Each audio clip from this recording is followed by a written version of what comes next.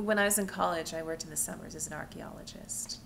And I think it was one of the most foundational and formative experiences of my life, and informed me at a very deep level of what it is to have walked on this earth and then left it. Sifting through the dirt and seeing fragments for the first time that someone hasn't touched for 3,000 years, it's a feeling that is very difficult to express. It's a feeling of connection, and to go back and use that word, it's a feeling of the truly ephemeral nature, that what we leave behind are these tools, these fragments of everyday moments, sometimes fragments of ourselves, our bones, the bones of the things we ate.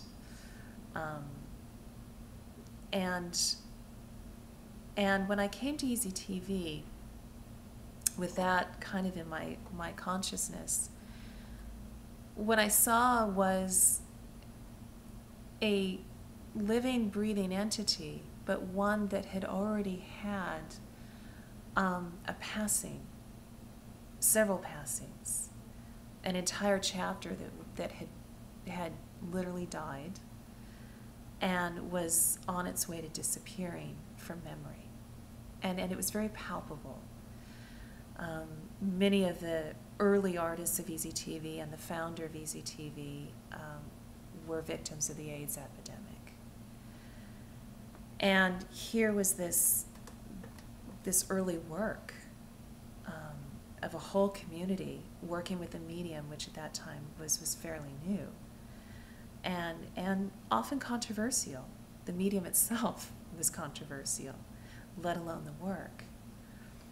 And I knew upon walking in that it was a groundwork of memories that were stored on these fragments of tape that, much like the things that I would unbury out of the earth, would soon flake away and therefore never be remembered. Joining EZTV at the time I did was it was a very painful time. It was in constant change. It had lost its founder. It was trying to find its next chapter. And many of the people that I was surrounded by were in mourning.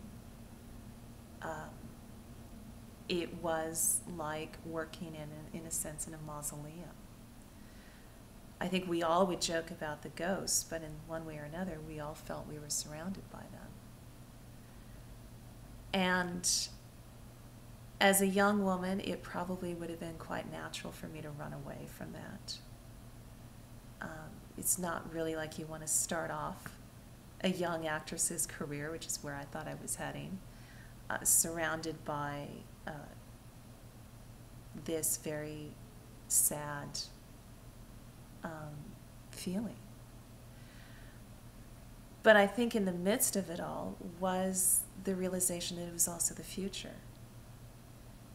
And tying those two together, keeping the past so that it would be remembered, but carving out a future was a challenge that we from day to day and week to week didn't know that we would succeed in.